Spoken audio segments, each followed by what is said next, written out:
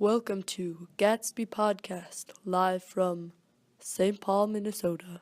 The following are a few snippets from our interviews. Hi everyone, thanks for tuning in. I'm with some residents of Long Island. First off, I have Daisy. Thanks for having me. Yes, anytime. So, the first question I have for you, Daisy, is what do you look for in a man?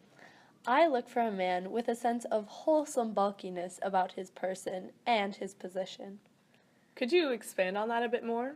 Someone who can match my sophistication or give me a feeling of sophistication. Overall, I want someone who can support me and my lifestyle. So, have you found what you're looking for? Tom, my current husband, adorns me with gifts and is very generous when providing for our home and myself with beautiful things. So, are you content with what your marriage has brought you? I am fortunate enough to be married to a man who supports my lifestyle. Does he support you? No, I don't think so. So, Nick, you're a distant cousin of Daisy, correct? Yes, I am. What do you think about Tom and Daisy's relationship?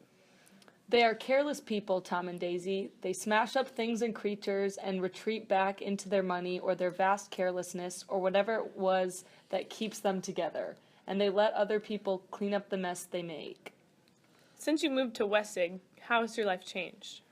I have moved to a very beautiful part of the States and I am surrounded by many beautiful things and people, but everyone just hides behind their wealth. They are a rotten crowd. Why don't we start from the beginning? Why did you change your name from James Gatz to Jay Gatsby? Well, old sport, my parents were shiftless and unsuccessful farm people, old sport. I never really accepted them as my parents, old sport. The new name represented a man I wanted to be, who was well established and had connections and money, old sport. What do you do in your free time? I host extravagant parties, old sport.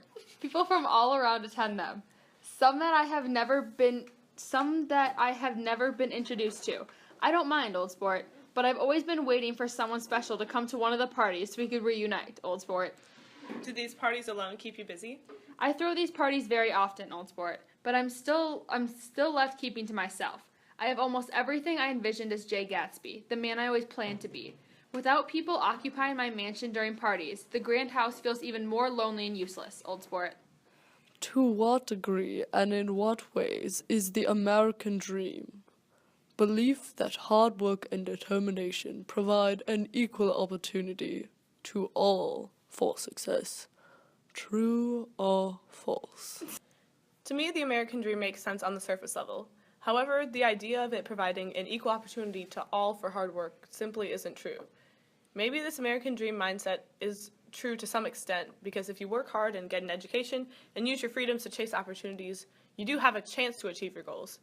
But everyone does not get an equal opportunity. Not everyone has the same views on what the American dream is, so being successful to one person could be a failure or not as good to someone else. The American dream is good in theory if everyone was at the same level. Not everyone starts out in the same place in life, and there are a lot of people who have to work 10 times harder for the same thing that someone else would have to work for. Even in a country like America with a lot of freedoms, it all depends on factors like background and, unfortunately, things like gender and race. I think that hard work and determination are important for becoming successful. However, everyone starts at a different point in their lives, and I do not think that those are the only parts to becoming successful, especially when everyone else is not given the same means at the start of their journey to success. I think it is untrue to say that these 2 points, hard work and determination, provide an equal opportunity. Thank you for tuning in to Gatsby Podcast.